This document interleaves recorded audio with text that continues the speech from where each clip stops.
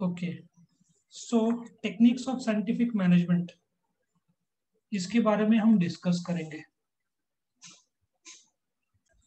तो ये एक एक करके हम स्टडी करेंगे। मतलब जो प्रिंसिपल्स दिए एफ.डब्ल्यू. टेलर ने, जैसे कि साइंटिफिक होना चाहिए, साइंटिफिक सिलेक्शन करो वर्कर्स, इनके पीछे उन्होंने कुछ टेक्निक्स भी बिल्ड किया था, बिकॉज इन्होंने अपना पूरा जीवन प्रोडक्शन डिपार्टमेंट को ही दिया। तो तुम जब ये क्वेश्चन अटेम्प्ट करोगे ना, ऐसा टाइप का, तो तुमको क्या करना है, खास करके ये पॉइंट्स भी लिखना है। ये ए और बी जो है वो इधर भी लागू होगा। सो तुम क्या करोगे, ये क्वेश्चन के टाइम में ये भी वापस से ए बी जोड़ोगे। लॉजिक समझ में आया सबको?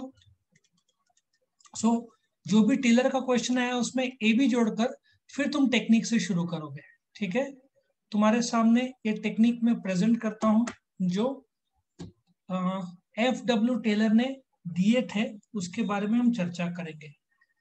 ये टेक्निक्स किसने दिए थे साइंटिफिक मैनेजमेंट में? एफ.डब्ल्यू. टेलर, फुल फॉर्म है फ्रेडरिक विंसलॉ टेलर। सबसे पहले उन्होंने वर्क स्टडी बोला। वर्क स्टडी चार चीजों का मिश्रण है: time study, method study, motion study और फटीग स्टडी। इसको एक्सप्लेन करने के लिए मैं एक एज्यूम करता हूं कि तुम्हारा एक जो बुक है, एक छोटा सा बुक शेल्फ है तुम्हारा, जहां पे तुम बुक्स रखते हो। ठीक है, तुम 10 बजे स्टडी चालू करना चाहते हो, तो तुम क्या करोगे? उठोगे, बुक शेल्फ की तरफ जाओगे, बुक शेल्फ को खोलोगे, बुक निकालोगे, बुक शेल्फ बंद करोगे, वापिस आओगे, बैठोगे, बुक को खोलोगे। ठीक है ना? तो इसमें पहला कि तुम जहाँ बैठे थे वहां पे खड़े हुए, स्टेप 1, चल के गए स्टेप 2, स्टेप 3 बुक शेल्फ के उधर गए, कांच खोला, स्टेप 3 या स्टेप 4 पकड़ लो, फिर स्टेप 5 बुक निकाला। ठीक है, स्टेप 6, स्टेप 7 शेल्फ को, कांच को बंद किया, फिर वापिस आए चल के स्टेप नंबर 8। ठीक है, और तुम बैठ गए, step number 9। Now tell me, तुम्हारे बॉडी के कितने मोशंस हुए हैं? तुम्हारे बॉडी के मोशंस कितने हुए? 9 से 10 स्टेप का मैंने बताया ना। कितने स्टेप हुए तुम्हारे? 9। तुम्हारे कितने स्टेप? आवाज आ रही है मेरी सबको? आवाज आ रही है मेरी सबको? Yes sir. तो तुम्हारे कितने स्टेप हुए, उसको मोशन स्टडी बोलते हैं। ठीक है, सो तुमने जो टास्क किया वो कई प्रकार से हो सकता था। हो सकता था तुम ड्राइंग रूम में गए, वापिस आए, वापिस गए। तो पहले तो तुमने मोशन स्टडी किया, और हर एक मोशन का टाइम, तुम खड़े हुए, वॉक करके गए 5 सेकंड लगा, शेल्फ में कांच से खोला 5 सेकंड। सो जो भी बॉडी के मोशंस है, हर मोशन का जितना टाइम लगा उसको हम टाइम स्टडी बोलेंगे। और मेथड स्टडी क्या होता है, मैंने ऑलरेडी तुमको बोल दिया था। सीबीएस से कॉलेज रोड आने के लिए, एक सेकंड रुकना। सीबीएस से कॉलेज रोड आने के लिए तुम वाया अशोक स्तंभ से भी आ सकते हो, वाया त्रंबक नाका से भी आ सकते हो, और पीछे से घूम के कितने सारे जगह से आ सकते हो। बट सबसे बेस्ट क्या है, सीबीएस से कॉलेज रोड सीधा आना, कम से कम टाइम, कम से कम कॉस्ट। सो मेथड स्टडी क्या बोलता है, हर एक टास्क का एक बेस्ट तरीका होता है करने का। सो मेथड स्टडी ऑल्टरनेटिव्स तैयार करता है और फिर बताता है सबसे बेस्ट मेथड क्या है। तुम देखो, बैंक में एक समय तुम कैश पासबुक लेके जाते थे, उस आदमी को, आज भी है एसबीआई में, सिडको साइड जाओगे ना, तो पासबुक प्रिंटिंग के लिए अलग से आदमी को रखा हुआ है, वहां पे तो लाइन लगती है। तुम पासबुक दोगे, वो मशीन में डालेगा, प्रिंट करेगा, पहले कुछ टाइप करेगा अकाउंट नंबर, फिर प्रिंट करेगा, वापिस तुमको देगा। सो फिर नेक्स्ट आएगा। नाउ ये सब कैंसिल हो गया, आजकल मशीन आ गए, तुम जाओ, ऑटोमेटिक मशीन है, मशीन में पासबुक डालो। सो मेथड स्टडी क्या बोलता है, बेस्ट तरीका क्या है, वो एम्प्लॉय की जरूरत ही नहीं है। उसी हिसाब से कैश डिपॉजिट मशीन आ गए, सीडीएम, कैशियर का रोल कम होते जा रहा है, क्योंकि कैश, और तुम कैश डिपॉजिट मनी दिन में 2 लाख रुपए तक कर सकते हो, कितना बढ़िया तरीका आ गया। और नॉर्मल आदमी उतना ही जमा करेंगे, 10, 20, 30 हजार। धंधे वाले लोग ज्यादा जमा करेंगे, लेकिन 2 लाख का लिमिट बराबर है ना। नासिक में तो 95% लोग का तो इसमें काम हो जाता है, 98% लोग का। सिर्फ जो धंधे वाले हैं उनको, कुछ लोग को, एकदम थोड़े गिने चुने लोग को थोड़ा कठिनाई होता होगा। सो मेथड स्टडी बोलता है कि सबसे बेस्ट मेथड जिसमें कम से कम टाइम लगता है वो देखो। और लास्ट में फटीक स्टडी। फटीक स्टडी क्या होता है? तुम उठे, गए, शेल्फ खोला, वापस आके बैठे, स्टडी चालू किया, 1 घंटा स्टडी किया, फटीक आता है थोड़ा सा। तुम देखो कि लगातार 16 घंटे काम करने के बजाय, एक समय जैसे हम भी उतना स्टडी तो करते थे, 16 घंटे तो भी महीने में बच्चे नहीं करते जितना हम एक दिन में करते थे, या तुम्हारे पेरेंट्स जितना मेहनत करते थे। तो आइडियल तरीका क्या है? 2 घंटे काम करने के बाद एक 10-15 मिनट का ब्रेक होना चाहिए, फिर वापस 2 घंटा। कुछ लोग जो गेमिंग करते हैं, पबजी या जो आजकल जो भी गेम्स है, क्यों उनके आंख लाल हो जाते हैं या आंखों से पानी आता है या सर दुखता है? बिकॉज ये लोग ना नॉन स्टॉप 4-5 घंटा गेम खेलते हैं, इतने एडिक्ट हो जाते हैं। तुमने सुना भी होगा, शायद एक्सपीरियंस भी किया होगा एक आध जन ने। तो फटीग आता ही आंखों का। तो बेस्ट तरीका है 2 घंटा, 2 घंटे के बाद एक 15-20 मिनट का ब्रेक लिया जाए, पानी आंख में मारा जाए। तो फटीग स्टडी बहुत जरूरी है। इनफैक्ट मैंने एक फ्लाइट चैनल करके है यूट्यूब में, बहुत बढ़िया चैनल है। वो चैनल में जो एरोप्लेन के एक्सीडेंट्स जो होते हैं उसके बारे में आता है। मस्त 15-20 मिनट का वीडियो डालते हैं, सिर्फ 40-50 वीडियोज है। उसमें एक वीडियो जो बहुत फेमस हुआ था इंडिया में, मैंगलोर में आई थिंक, एक क्रैश हुआ था प्लेन।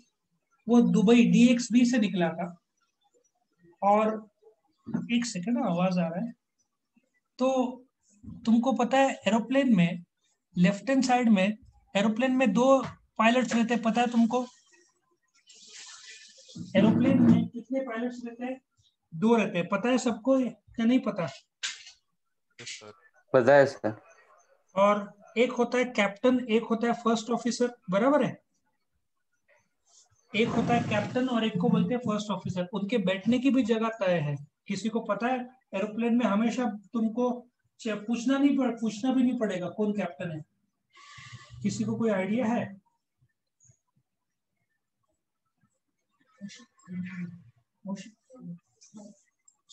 पता है किसको? हमेशा एरोप्लेन का जो कॉकपिट रहता है, जहां पे जो पायलट प्लेन को चलाते हैं, उस कॉकपिट में एक तो 2 सीट्स होता है और उनके पीछे भी जंपर सीट्स रहता है, लेकिन मेन तो 2 सीट्स रहता है। हमेशा प्लेन के कॉकपिट में लेफ्ट हैंड साइड में कैप्टन बैठता है और हमेशा राइट हैंड साइड में फर्स्ट ऑफिसर बैठता है। आया समझ में? हमेशा कैप्टन लेफ्ट हैंड साइड में बैठेगा, फर्स्ट ऑफिसर जो दूसरा कम एक्सपीरियंस पायलट है वो राइट हैंड साइड में बैठेगा, और पीछे एक भी सीट्स रहते हैं, कोई बैठना चाहे तो, सेकंड ऑफिसर या फ्लाइट इंजीनियर। तो वो जो प्लेन क्रैश हुआ था मैंगलोर का, उसमें एक तो होता है टेक्निकल प्रॉब्लम, प्लेन में कुछ प्रॉब्लम आ गया, एक होता है पायलट एरर। नॉर्मली क्या होता है, जब प्लेन टेक ऑफ करता है ना, ठीक है, तो नॉर्मली फर्स्ट ऑफिसर मॉनिटर करता है, कैप्टन उड़ाता है फर्स्ट ऑफिसर स्टार्टिंग में, और कुछ प्रॉब्लम आए तो कैप्टन टेक ओवर करता है। वरना ज्यादातर जैसे बोलते ना, टीचर ऑर्डर देती है, स्टूडेंट्स को काम करना रहता है। तो वो फ्लाइट में क्या हुआ था, दुबई से जो मैंगलोर का फ्लाइट था, उसमें कैप्टन 1.5 घंटा सोया ही था, फटीग या थका हुआ था। और वहां पे क्या हुआ था कि कुछ तो प्रॉब्लम आया था एरोप्लेन में, टेक्निकल प्रॉब्लम आया था। अभी जो फर्स्ट ऑफिसर हैंडल कर रहा था, लास्ट मोमेंट में जब कैप्टन उठा, जब एकदम लैंडिंग से 2-5 मिनट पहले या 10 मिनट पहले, अब तुम जब नींद से उठते हो तो तुम्हारा, बोलते ना, एक ग्रॉगीनेस या थोड़ा नींद धुंधली में रहते तुम, तो कैप्टन उसमें था, तो एक गलत फैसला ले लिया, और वो प्लेन एयरपोर्ट का जो पट्टी है, जो स्ट्रिप रहता है, वो क्रॉस होके नीचे आगे पहाड़ टाइप थोड़ा, बोलते ना वैली था, वहां जाकर नीचे गिरा। शायद कोई नहीं बच पाया, सब मर गए, कैप्टन भी नहीं बचा। सो फटीग स्टडी, तुमको पता है कैप्टन को जो भी पायलट्स रहते हैं इनको वीक में एक लिमिटेड नंबर ऑफ आवर्स ही उड़ा सकते हैं, उससे ज्यादा इनको परमिशन नहीं रहता है। इनका रेस्टिंग का भी एक टाइम रहता है, उससे ज्यादा ये लोग रेस्ट नहीं कर सकते। ठीक है, इनको एक टाइम फ्रेम रहता है। तो फटीग स्टडी बहुत जरूरी है। कई बार जो ट्रक ड्राइवर्स है उनके एक्सीडेंट मैकेनिकल एरर से नहीं, ड्राइवर एरर से होता है, क्योंकि रात को चलाते हैं, नींद में रहते हैं। और एक कंसेप्ट है जिसको माइक्रो स्लीप बोलते हैं, कि कुछ सेकंड्स का अपने आप तुम आंख खुला है लेकिन तुम्हारा ब्रेन सो गया है वो 2-4 सेकंड के लिए। कई बार एक्सीडेंट्स उस टाइम में होते हैं। तो फटीग स्टडी बहुत जरूरी है, क्योंकि जो भी ट्रक ड्राइवर है कितना चलाएगा दिन में, 8, 10, 12, 16 घंटे। अब तुम बोलते हैं कि कम चलाना चाहिए, पर इनको टारगेट दिए रहते हैं कि भाई तू 3 दिन में पहुंचा दे ट्रक वहां पे तो तेरे को 2,000 रुपए का बोनस। तो ट्रक वाले तो बोनस के लिए तो एक्स्ट्रा मेहनत करेंगे, और खाना भी इनका ढाबे में होता है।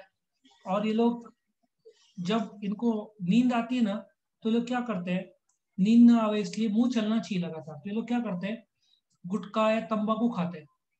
तो क्या रहता है, मुंह चबाना चालू रहता है ना, बबल गम नहीं खाते लोग, गुटखा तंबाकू खाते हैं। तो इनका मुंह लगातार चलता रहता है, तो नींद नहीं आती इनको।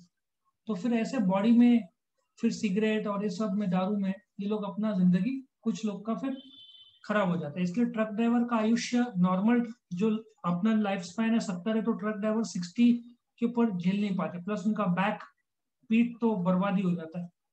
खैर वो अलग इश्यू है। तो बोलने का तात्पर्य फटीग स्टडी भी जरूरी है, ताकि पता चले कि कहाँ वर्कर को आराम की जरूरत है।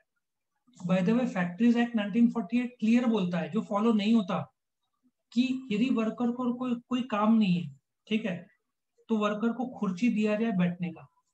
मेरे 2 स्टूडेंट एक टेम्पररी जॉब किए थे एक जगह पे, उनका नाइट शिफ्ट था, वर्कर के तौर पर काम किए थे। तो अभी मशीन में रॉ मटेरियल डाल दिया तो 10 मिनट वो प्रोसेस होगा। तो फैक्ट्रीज एक्ट क्या बोलता है, तब तक उनको चेयर दो बैठने के लिए, वो लोग चेयर भी नहीं देते थे। साफ उल्लंघन फैक्ट्रीज एक्ट 1948 का। इसकी वजह से क्या होता था, नाइट शिफ्ट में लोग स्ट्रेस हो जाते थे। ठीक है,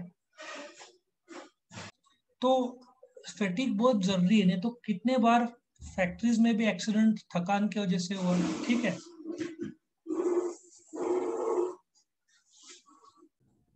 ओके। सो आई होप तुमको समझ में आया टाइम मेथड, मोशन और फटीग स्टडी। यस और नो कंफर्म करो। Yes sir. नाउ आगे बढ़ते हैं। दूसरा, स्टैंडर्डाइजेशन। नाउ ये मुझे बहुत पसंद है कंसेप्ट। चलो कोई बात नहीं।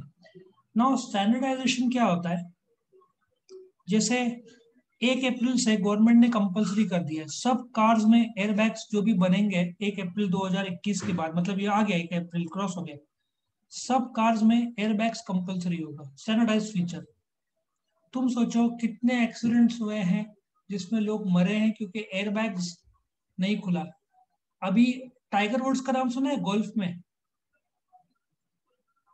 टाइगर वुड्स का नाम सुना है गोल्फ में किसी ने? Yes sir. टाइगर वुड्स का बहुत जोरदार एक्सीडेंट हुआ कुछ दिन पहले। 135 किलोमीटर पर आवर की रफ्तार से वो जा रहा था। जो नतीजा आया कि ब्रेक के बजाय उसने एक्सीलेटर में पैर दे दिया था। उसके पैर की 2-3 हड्डी टूट गई, और 6 महीना तो शायद लगेगा पूरा रिपेयर होने। लेकिन वो क्यों बचा? सिर्फ एयरबैग्स की वजह से। एयरबैग्स और सीट बेल्ट जो है वो इंडिया में बचना बहुत मुश्किल था। यदि एयरबैग्स नहीं रहा तो बचा नहीं होता वो। 135 किलोमीटर क्या होता है, इतने जोर के स्पीड में एक्सीडेंट किया। तो स्टैंडर्डाइजेशन क्या होता है कि जब मैन्युफैक्चरिंग होता है, तो अभी मैं तुमको एक एग्जांपल देता हूँ, बेस्ट एग्जांपल देता हूँ। तुम इंडिया में टोयोटा के कोई भी शोरूम में चले जाओ, सब के सब शोरूम स्टैंडर्डाइज्ड है। मतलब टोयोटा वाले क्या करते हैं, जो शोरूम का जो डिजाइन है वो हर जगह पे सेम होना चाहिए, उसको स्टैंडर्डाइजेशन बोलते हैं। और एप्पल ने भी आजकल जो स्टोर्स उनके नए खुलने वाले हैं, उसके जो सीढ़ी है वो कांच के रहते हैं, वो उन्होंने पेटेंट कराया हुआ है। तो वो स्टैंडर्डाइज हो जाएगा। इंडिया में भी जैसे बड़े बड़े एप्पल के शोरूम्स खुलेंगे तो वो पेटेंटेड सब कुछ सेम रहेगा। स्टैंडर्डाइजेशन किसको बोलते हैं कि कंपनी जब बना रही है तो मशीन को भी स्टैंडर्डाइज कर दो, टूल्स को स्टैंडर्डाइज कर दो। और तुम देखो, तुम एक्टिवा गाड़ी के अंदर टूल किट रहता है ना, एक छोटा सा स्पैनर और ये सब रहता है, देखा है किसी ने? एक्टिवा गाड़ी या कोई भी बाइक के अंदर टूल किट रहता है, छोटा सा स्पैनर, स्क्रू ड्राइवर, ऐसे 5-6 रहते हैं टूल्स, देखा है तुमने? किसने देखा है टूल किट? वो छोटे से पाउच के अंदर रहता है। Yes sir. ना, तुम देखो 4-5-6 में पूरा गाड़ी खुल जाएगा।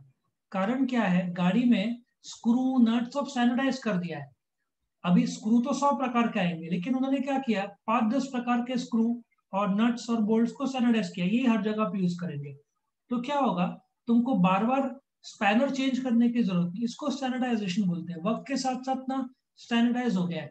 इनफैक्ट हमारा टाइम भी स्टैंडर्डाइज रहता है। हमारा 2 वर्ड का, 1 सेकेंड्स का मेजरमेंट, इसका मेजरमेंट हमारा भी हमने स्टैंडर्ड कर दिया है। हमको पता रहता है 1 वर्ड रहेगा तो कितना टाइम लगना चाहिए। हमारा सब पूरा अभी पीपीटी स्टैंडर्डाइज में आता है। मोड जो सीक्वेंस आता है ना, उसके टाइम फ्रेम, सीक्वेंसिंग सब स्टैंडर्डाइज हमने भी कर दिया है। सो स्टैंडर्डाइजेशन क्या है? तुम मशीन हर बार एक ऐसा मशीन लाओ जो बेस्ट है और हर बार वही मशीन यूज करो, ठीक है? उसके बाद मशीन के जो पुर्जे हैं वो भी नट स्क्रू बोल्ट सेम रखो, जहां तक हो सके सेम रखो, ताकि कठिनाई ना हो। तो इससे क्या होगा, स्टैंडर्ड वर्किंग कंडीशन रहेगा ना, 50 स्पैनर या स्क्रू ड्राइवर यूज करने के बजाय 2 से 3 में पूरा गाड़ी खुल जाएगा, वैसा टाइप का है ना। तो इसको स्टैंडर्डाइजेशन बोलते हैं। क्या पॉइंट नंबर 2 समझ में आया सबको? यस और no? Yes, sir. Now next concept is functional foremanship. मैं इसका तुमको ड्राइंग दिखाना चाहूंगा, 1 मिनट। अभी ये जो फंक्शनल फोरमैनशिप है, उसके लिए मैं तुमको एक फोटो दिखाऊंगा। क्या तुमको ये दिख रहा है? ये दिख रहा है तुमको? Yes, yes sir. Sir. Now ये जो टेलर का कंसेप्ट है, ये इससे इतना जबरदस्त स्पेशलाइजेशन आता है। मैं तुमको एक एग्जांपल देता हूँ जिससे तुमको समझ में आएगा फंक्शनल फोरमैनशिप क्या होता है। सोचो तुम्हारे घर पे माता जी खाना बनाती है, उसके बजाय तुम कुक को रखते हो, ठीक है? तो FW टेलर ने क्या बोला, आटा बूंदेगा कोई और, ठीक है, रोटी बनाएगा कोई और, सब्जी बनाएगा कोई और, सैलड बनाएगा कोई और, दाल बनाएगा कोई और, चावल बनाएगा कोई और, ठीक है ना, सूप बनाएगा कोई और, पानी सर्व करेगा कोई और। जैसे हम लोग गुजराती लोग हैं, छाछ पीते रेगुलर, तो छाछ बनाएगा कोई और, जूस बनाएगा कोई और। मतलब बोलने का तात्पर्य है कि उसने क्या किया, FW टेलर ने, फैक्ट्री मैनेजर है, सुपरिटेंडेंट, तुम जब काम के लिए आते हो, ठीक है, तो तुम्हारा टाइम और कॉस्ट क्लर्क अलग होगा। फिर काम किस सीक्वेंस में जाएगा उसका चेक करने वाला रूट अलग अलग, इंस्ट्रक्शन देने वाला कार्ट अलग अलग, गैंग को सब देखने वाला अलग, स्पीड चेक करने वाला अलग। मतलब फंक्शनल फोरमैनशिप मतलब एक काम को इतने छोटे छोटे भाग में उसने बांट दिया और हर एक भाग में अलग अलग लोगों को अपॉइंट किया। और टेलर का स्ट्रिक्ट मानना था कि एक आदमी यदि झाड़ू मारेगा तो वो जिंदगी भर झाड़ू मारेगा, दूसरा कुछ नहीं करेगा। तो तुम देखो, डिसिप्लिन वाला अलग से आदमी होगा, शॉप डिसिप्लिनेरियन, रिपेयर वाला अलग आदमी होगा, इंस्पेक्टर अलग से होगा। सो ये मानते हैं इससे जबरदस्त कंपनी में स्पेशलाइजेशन आता है, लेकिन कॉस्ट पड़ेगा किसको, वो वाली बात हो गई। तुम्हारे जो ओसी सब्जेक्ट में 8 चैप्टर्स है, तो 8 टीचर्स लगेंगे, कॉलेज तो लूट जाएगा सबको पेमेंट करते करते। और उसमें भी चेकिंग का अलग, पेपर सेटिंग का अलग, मार्कशीट अलग, लिखने और कंप्यूटर में फीड करने वाला अलग, पोस्ट करने वाला अलग, ऐसा। क्या फंक्शनल फोरमैनशिप समझ में आया तुमको? Yes, समझ sir. में आया? सो वर्कमैन को अलग अलग सुपरवाइजर्स बोलते हैं ना। सुपरवाइजेशन, वर्कर का जो सुपरवाइजिंग है, इतने सारे लोग करेंगे। मतलब जैसे ही वर्कर एंट्री करेगा कंपनी में, टाइम एंड कॉस्ट क्लर्क से बात होगा, फिर काम का रूट ये देखेगा, प्रॉब्लम मशीन में प्रॉब्लम आया तो रिपेयर बॉस। मतलब एक वर्कर को एक आदमी नहीं, 3, 4, 5, 6, 8 लोग वर्कर 8 लोग को रिपोर्ट करेगा, और ये यूनिटी ऑफ कमांड के साथ खिलाफ है कि एक वर्कर 8 लोग को रिपोर्ट करेगा, इससे कठिनाई होगा, वर्कर तो पिस जाएगा 8 लोग के बीच में। लेकिन इससे क्या होगा, काम का एक सटीकता आएगा।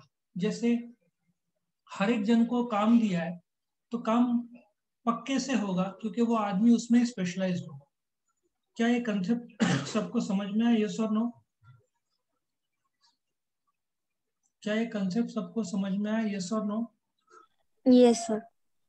ठीक है, तो अभी हम वापस इसमें जाते हैं। ये फंक्शनल फोरमैनशिप था। नेक्स्ट कंसेप्ट जो उसने लाया उसको साइंटिफिक टास्क सेटिंग बोलते हैं। नाउ क्या होता है दिन में एक साइंटिफिक तरीके से देखा जाए तो आज के जनरेशन में 16 घंटे तो आईएएस आईपीएस ये लोग पढ़ते हैं, लेकिन 2-4 घंटे का साइंटिफिक या टास्क जो पढ़ाई का सेटिंग है, ठीक है, उन्होंने एक साइंटिफिक कर दिया कि दिन में भाई ये पेन है ना, 100 पेन दिन में बनना चाहिए, और ये वर्कर स्टैंडर्ड वर्कर है जो स्किल्ड है, इसको काम देना चाहिए। इसका मतलब क्या है कि एक वर्कर को पता है कि उसको आकर दिन में 100 पेन बनाना है, 100 पेन तो बना, तेरा काम हो गया। वर्कर्स को हमेशा से एक स्टैंडर्ड टारगेट दिया जाएगा, ये टारगेट हमेशा रहेगा ही। कि अब जैसे मेड आती है, झाड़ू फर्शी बर्तन, उनको पता है, बोलने की जरूरत नहीं है, एवरीडे वो काम होगा ही। सो साइंटिफिक टास्क सेटिंग मतलब एक बार तुमको अनुभव आ गया, जैसे इधर से मुंबई 2.5 घंटा लगना चाहिए, बट एक स्टैंडर्ड बना दिया, चलो 3 घंटा ले लो, ट्रैफिक का भी प्लस माइनस पकड़ के। तो तुमने क्या क्या किया कि एक साइंटिफिक टास्क सेट कर दिया कि तुम्हारी गाड़ी है जो हर रोज मुंबई ट्रैवलिंग के लिए जाती है, और तुम जो ड्राइवर है उसको बोल दिया भाई 3 घंटे का तेरे को साइंटिफिकली टास्क दे रहे, 3 घंटे में पहुंचने का। तुमको पता है 2.5-3 घंटा, लेकिन सेफ्टी के लिए 3 घंटा दे दिया। सो हर रोज जो गाड़ी जाती है तुमको अलग से टारगेट देने की जरूरत नहीं, क्योंकि तुमको पता है 3 घंटे में पहुंच जाएंगे। तो इसको बोलते हैं साइंटिफिक टास्क सेटिंग। इससे वर्कर को भी मोटिवेशन रहेगा, उसको पहले से पता रहेगा गोल 3 घंटे का है, पहुंचना है। क्योंकि एरोप्लेन कैसे काम करते हैं, सपोजिटली यहाँ मुंबई से बैंगलोर में गया प्लेन, 2 घंटा 2.5 घंटा लगेगा, ठीक है, 8 बजे गया 10 बजे। अब क्या होता है, प्लेन ये लोग भाड़े पे लेते हैं तो इनका रेंट इतना ज्यादा रहता है, 10 बजे पहुंचा वहां पे, अगला फ्लाइट रहेगा 10:30-11 बजे, इनके पास 15-20 मिनट रहता है अंदर के पैसेंजर्स ने जो गंदा किया होगा प्लेन को वो साफ सफाई करने का। उतने में इंजन भी बंद रखते हैं, 15-20 मिनट में साफ सफाई हुआ, 10:30 बजे वापिस से लोग को अंदर लेना शुरू। फिर बैंगलोर से हैदराबाद जाएगा, 10:30 से 12 बजे पहुंचा हैदराबाद, अगला फ्लाइट होगा 12:30-1 बजे, फिर वापस हैदराबाद में आधा घंटा क्लीनिंग होगा। तो इनका इस प्रकार से साइंटिफिकली टास्क सेटिंग होता है। क्या सबको लॉजिक समझ में आ रहा है? क्या सबको समझ में आ रहा है, यस और नो? Yes sir.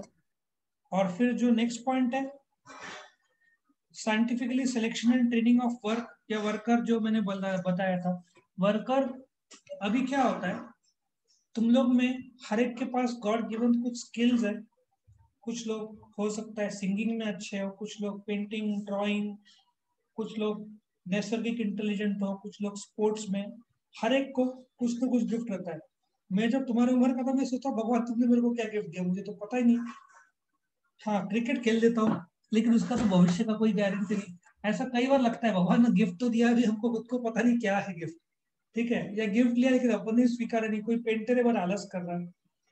तो साइंटिफिकली सिलेक्शन क्या है, तुम जो लोग हैं जिसको काम दे रहे हो, पहले तो वो लागू तो हो, स्किल तो हो उसका। मैंने तुमको प्लम्बर का पिछले वीडियो में एग्जांपल दिया था कि प्लम्बर एक तो स्किल्ड होना चाहिए।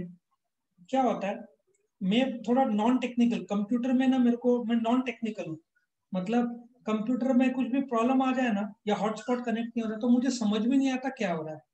लेकिन वही नोट्स में कुछ भी प्रॉब्लम आए या कुछ भी कंटेंट हो, मुझे 2 सेकंड में ट्रैक हो जाता है। सो बोलने का तात्पर्य यह है कि यदि टेक्निकल कंप्यूटर का कुछ हो तो मुझे नहीं समझेगा, मेरा वो दायरे में है ही नहीं। या तुम मुझे मैथ स्टैट्स बोलो, मैं बोलूंगा भाई मेरे दायरे में नहीं, कंप्यूटर में बोलूंगा मेरे दायरे में नहीं। सो तुम उसको सेलेक्ट करो ना जिसका टेक्निकल माइंड है, ताकि वो, और फिर उसको ट्रेनिंग दो। सिंपल लॉजिक है। तो साइंटिफिकली अब जैसे तुम लोग में से कोई लॉ कर रहा है, कोई सीए सोचेगा, लॉ वाला थ्योरी में स्ट्रांग होगा, सीए वाला अकाउंट्स में स्ट्रांग होगा, ठीक है ना। तो जो जिसमें स्ट्रांग है उसको वो फील्ड में काम करना चाहिए। और फिर वंस उसको सेलेक्ट कर लिया प्लम्बर को, फिर उसको ट्रेनिंग दो, मतलब उसका नैसर्गिक स्किल प्लम्बिंग का प्लस ट्रेनिंग के बाद वो एक्सपर्ट हो जाएगा। तो कंपनी को मैक्सिमम प्रोडक्टिविटी मिनिमम कॉस्ट में होगा, उसको भी तो पगार मिलेगा अच्छा, जो कि पॉइंट नंबर 6 में दिया हुआ है। अब डिफरेंशियल पीस रेट प्लान बहुत बढ़िया दिया था टेलर ने उस समय, आज की तारीख में तो लागू नहीं होता इतना, आज दिन का आउटपुट के हिसाब से कम, जबकि फिक्स पगार के हिसाब से ज्यादा रहता है। वैसे तुम्हारे नॉलेज के लिए आज की तारीख में मुझे लगता है कम से कम पगार जो गवर्नमेंट ने नया कायदा लाया है, 170 का शायद 204 रुपया कर दिया दिन का, कुछ आई थिंक 204 मिनिमम देना पड़ता है, उससे कम नहीं दे सकते। 170 बीच में किया था, अभी शायद 204 कर दिया दिन का। सो डिफरेंशियल पीस रेट प्लान क्या है, मैंने तुमको बताया था। तुम वर्कर को टारगेट देते हो कि भाई आज का तेरा टारगेट है 100 पेन, यदि वो 83% से 100 पेन तक बनाता है तो उसको पूरा 100 रुपए दो। भले वो 85 पेन मतलब टारगेट अचीव नहीं करता, बट 83% और 100% के बीच काम करता है तो उसको पूरा 100 रुपए दो। और वो 100% टारगेट करता है तो उसको 120 रुपए दो। वो 110 करता है तो उसको 133 रुपए दो। मतलब पीस रेट उसको स्किल के हिसाब से पगार, लेकिन इसमें क्या होगा, भेदभाव हो जाएगा। जो नया वर्कर है वो आउटपुट कम लाएगा तो उसको पगार ज्यादा मिलेगा नहीं, जो एक्सपीरियंस आदमी है उसको पगार ज्यादा मिलेगा। और जल्दबाजी में क्वालिटी खराब होगा, ये भी एक प्रॉब्लम आता है। सो आज की तारीख में ये थोड़ा सा लागू होना डिफिकल्ट है। और सातवां जो अदर टेक्निक्स, उसमें डिसिप्लिन, चार्ट, ग्राफ्स, स्लाइड्स, बहुत सारे, एक टेबल्स, बहुत सारे दूसरे भी है जो उसने दिए थे। जो प्रोडक्शन करके जो एक सब्जेक्ट है जो बीबीए में थर्ड और फोर्थ सेम में जो आता है उसमें दिया हुआ है। सो तुमको उतना डीप जाने की जरूरत नहीं है। क्या सबको ये लॉजिक समझ में आया, यस और नो? क्या सबको ये समझ में आया, यस और नो? Yes, sir. तो अभी हम क्या करने वाले हैं, इसका भी स्टोरी कल रात को ही बना, कल सवेरे बोल सकते हैं 1-2 बजे, तो इसका मैं स्टोरी बताता हूँ। मैप ऑफ इंडिया के तौर पर इसका स्टोरी बनाया है। लेट अस सी कैसे इसको याद रखना है तुमको। नाउ पॉइंट नंबर 1, तुम क्या कर रहे हो, सबसे पहले इंडिया के मैप के वर्क का स्टडी कर रहे हो। सो तुम क्या कर रहे हो, एक मिनट, इंडिया के मैप का स्टडी कर रहे हो। सो तुम क्या कर रहे हो, ये दिख रहा है तुमको इंडिया का मैप, यस और नो? Yes, sir. इंडिया के मैप का वर्क तुमको दिया जा रहा है, तुम स्टडी करो इंडिया के मैप का वर्क। मैं तुमको वर्क दे रहा हूँ, इंडिया के मैप का स्टडी करो। स्टडी जब तुम करते हो तो तुम पाते हो नॉर्थ के लोग टाइम के मामले में बहुत पंक्चुअल है, साउथ के लोग का मेथड ऑफ स्टडी बहुत अच्छा है, वेस्ट महाराष्ट्र में मुंबई हमेशा मूवमेंट में, तुमने देखा होगा the city which never sleep, सुना है ना मुंबई का डायलॉग, सुना है कभी? सुना है? Yes, sir. सबसे ज्यादा इकोनॉमिक एक्टिविटी तो वेस्ट में होता है, मुंबई, गुजरात, महाराष्ट्र, गुजरात। सो वेस्ट के लोग हमेशा मोशन, हमेशा काम में बिजी रहते हैं, ठीक है। ईस्ट के यहाँ बारिश बहुत रहता है तो इनका काम का थकावट आता है, फटीग, ठीक है। सो याद रखना आसान है। पहला पॉइंट क्या है कि तुमको मैप के स्टडी का मैं काम दिया, तुम बोलते हो पता चला इंडिया का स्टडी किया, नॉर्थ के लोग टाइम के बहुत पंक्चुअल है, साउथ के लोग अपने काम का मेथड ऑफ स्टडी बहुत बढ़िया करते हैं, साउथ के लोग इंटेलिजेंट है तो उनका काम का मेथड बहुत अच्छा है, वेस्ट के लोग हमेशा मूवमेंट रहते हैं, मोशन, काम में बिजी रहते हैं, ईस्ट के लोग बारिश से परेशान, बहुत हैवी बारिश होती है आसाम साइड, है ना, चेरापूंजी, जहाँ पे आई थिंक वर्ल्ड में सबसे ज्यादा बारिश होती है। सो ईस्ट के लोग थक जाते काम करते करते, क्योंकि बारिश का डिस्टर्बेंस बहुत रहता है, ठीक है। और दूसरा नंबर सेंट्रल, मतलब मध्य प्रदेश। मध्य प्रदेश में तुमने सुना है इंदौर का नमकीन, किसने सुना है? इंडिया का सबसे फेमस नमकीन कहाँ मिलता है? कोई गया है तुम लोग में से इंदौर कभी? कोई गया है तुम लोग में से इंदौर कभी? Yes sir. तुम जब इंदौर गए वहां का पानी पूरी खाया है? नासिक में खुला है, कॉलेज रोड में, थत्ते नगर में। मैं काफी साल हो गए, 7 साल हो गए शायद मैं गया था। तो वहां पे कैसे है ना, पानी पूरी आई थिंक 20 रुपए में या 10 रुपए में 6 था। तो कलकत्ता में सस्ता है। तो कैसे था इंदौर में, वो लोग ना अपने यहाँ कैसे पानी कैसा रहता है, एक मीठा पानी रहता है और एक पुदीना का पानी रहता है, पता है ना? Yes, sir. तुम पानी पूरी लड़कियां तो शौकीन रहते हैं। तो वहां पे ऐसा नहीं है। वहां पे एक पुदीना का पानी, एक इमली का पानी, एक आई थिंक अदरक का पानी, एक लहसुन का पानी, एक जीरा का पानी, ऐसे ना 6 से 8 प्रकार के मटके टाइप रहते हैं। और हर एक बार जो पूरी में आलू या जो भी वो कंटेंट डालेगा, फिर वो पानी मतलब तुमको 6 अलग अलग पानी का टेस्ट देगा। तो और नमकीन में तुम देखो यहाँ पे लिखा हुआ है 500 फैक्ट्रीज है, 4000 रिटेल आउटलेट्स है।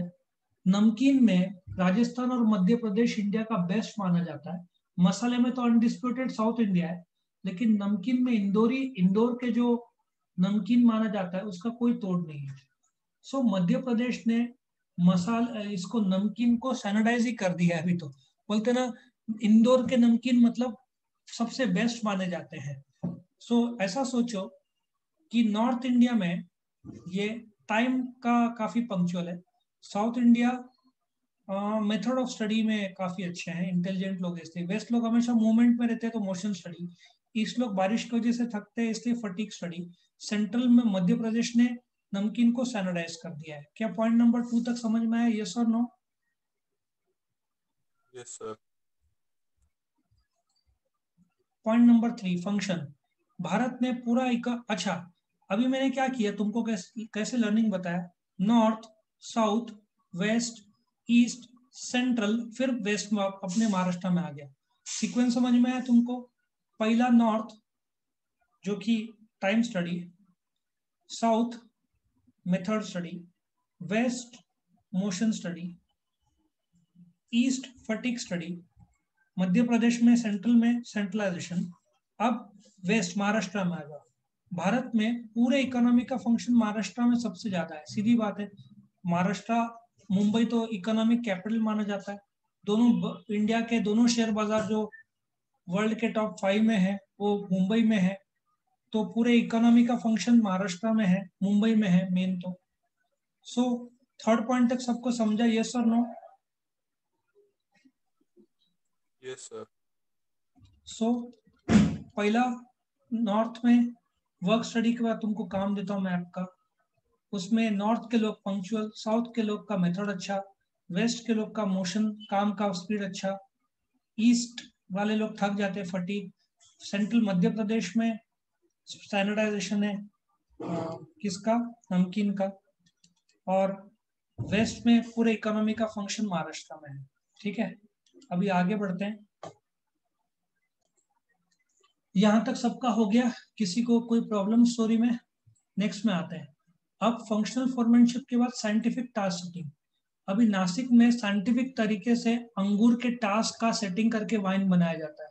ये व्हाइट वाइन है, आई थिंक ये रेड वाइन है, ब्लैक वाइन मुझे पता नहीं होता है कि नहीं। ठीक है, साइंटिफिक टास्क सेटिंग मतलब अपन ने क्या किया, पहले नॉर्थ साउथ वे, ये देखो ये पूरा map of India, north India, south India, west India, east India, Madhya Pradesh, Maharashtra, मतलब पूरे इंडिया से हमें छोटे छोटे पार्ट में करते हुए मध्य प्रदेश, महाराष्ट्र, महाराष्ट्र के अंदर नासिक, नासिक में क्या साइंटिफिक तरीके से टास्क सेटिंग करके अंगूर को वाइन में कन्वर्ट किया जाता है। ठीक है, अब ये नासिक का था।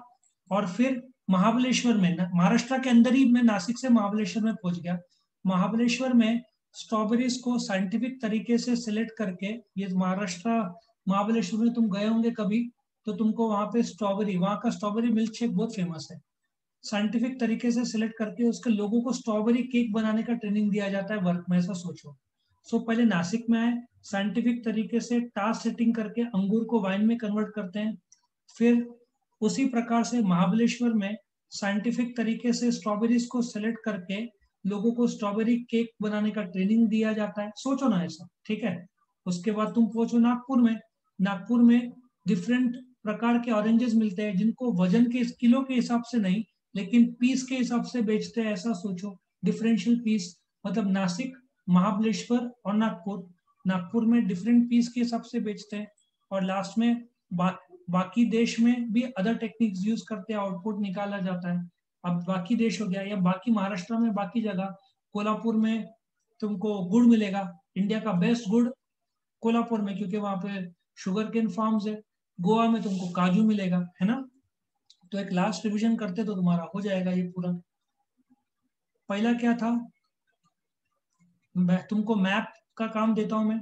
नॉर्थ इंडिया टाइम के पंक्चुअल, साउथ के लोग मेथड ऑफ स्टडी अच्छा करते हैं, वेस्ट के लोग मोशन में रहते हैं हमेशा, ईस्ट के लोग फटीक थक जाते हैं, सेंट्रल मध्य प्रदेश में सैनिटाइजेशन है नमकीन का, पूरा इकोनॉमी का फंक्शन महाराष्ट्र में है, नासिक में साइंटिफिक तरीके से टास्क देके अंगूर को सेट किया जाता है इनटू वाइन, फिर महाबलेश्वर में साइंटिफिक तरीके से स्ट्रॉबेरी को सिलेक्ट करके लोगों को ट्रेन करके केक बनाना सिखाया जाता है, फिर नागपुर में ऑरेंजेस को किलो के हिसाब से नहीं पीस रेट के हिसाब से बेचा जाता है, और बाकी महाराष्ट्र में अदर टेक्निक्स यूज करके आउटपुट लाया जाता है। कैसे लगा ये?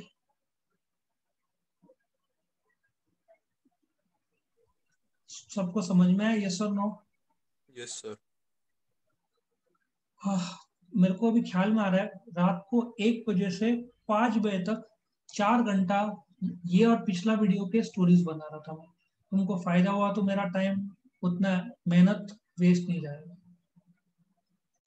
तुमको मैं 2 मिनट दे रहा हूँ, तुम ये स्टोरी लिख के निकालो, और पिछले वीडियो का भी जो था ना, प्रिंसिपल्स ऑफ साइंटिफिक मैनेजमेंट का जो बनाया था, उसका स्टोरीज लिख के निकालो। कितने पॉइंट्स याद है बताओ। जो लोग ऑनलाइन देख रहे वीडियो, तुम भी बिना देखे इसके पॉइंट्स निकालो, फिर तुम्हारे बुक से चेक कर लो कितने पॉइंट्स राइट है, ठीक है।